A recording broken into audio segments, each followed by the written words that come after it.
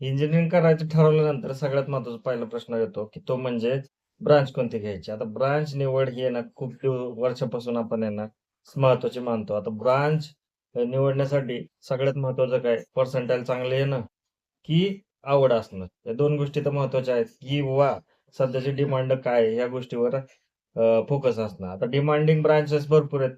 सी-एस-ए, AI related branches आहेत, electronics आहे सध्या.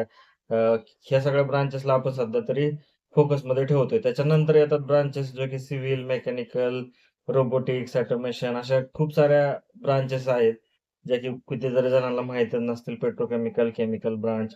अशा कितीतरी ब्रांचेस आहेत, की ज्या आपण फक्त ऐकल्या असतील.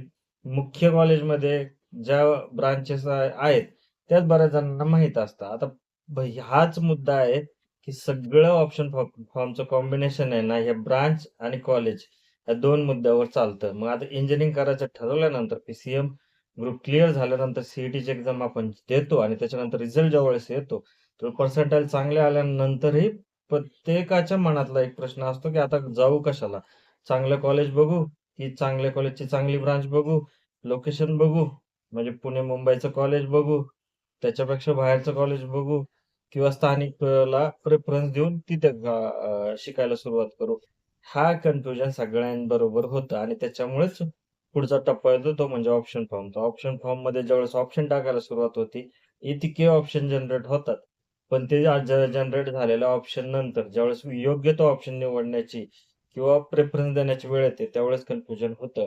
कारण की जर एखाद्या टॉप कॉलेजचे तुम्ही जर कॉम्प्युटर ब्रांच घेणार असाल, तर तो याचा अर्थ तुम्ही ए-आय-डी-एसला फुली मारलेले असेल, ई-एन-टी-सीला पण फुली मारलेले असेल, असे खूप सारे ब्रांच तुम्ही सोडून ती घेतलेली असेल. आता टॉप कॉलेजमधली तीच ब्रांच तुम्ही का घेतली ह्याचंही जस्टिफिकेशन तुम्हाला स्वतःला द्यायचं असतं. त्याचबरोबर आता एखाद्याला 95% आहे आणि त्याला एखादं जे 99% कट ऑफ वालं कॉलेज आहे, त्याला माहिती आहे, ती कॉलेज खूप चांगलं आहे तिथली, ती ब्रांच खूप चांगली आहे. पण ती मिळू शकत नाही कारण की ती 99% कट ऑफला क्लोज झालेली आहे. मग अशा वेळेस प्रश्न येतो की तिथली दुसरी जी तुलनेने कमी कट ऑफला बसणारी ब्रांच घ्यायची का? तर हा प्रश्न त्याचं उत्तर आपल्याला देता येत नाही.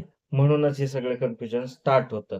त्याच्यामुळे जे टॉपचे कॉलेज आहेत, त्यांचे टॉपचे कट ऑफ आहेत, त्याच्यामध्ये तुम्हाला ब्रांचेसची निवड खूप महत्त्वाची ठरते. आता सगळ्या ब्रांचेसची माहिती तुम्ही समजून जरी घेतली आणि तुम्हाला डिमांडिंग ब्रांचेस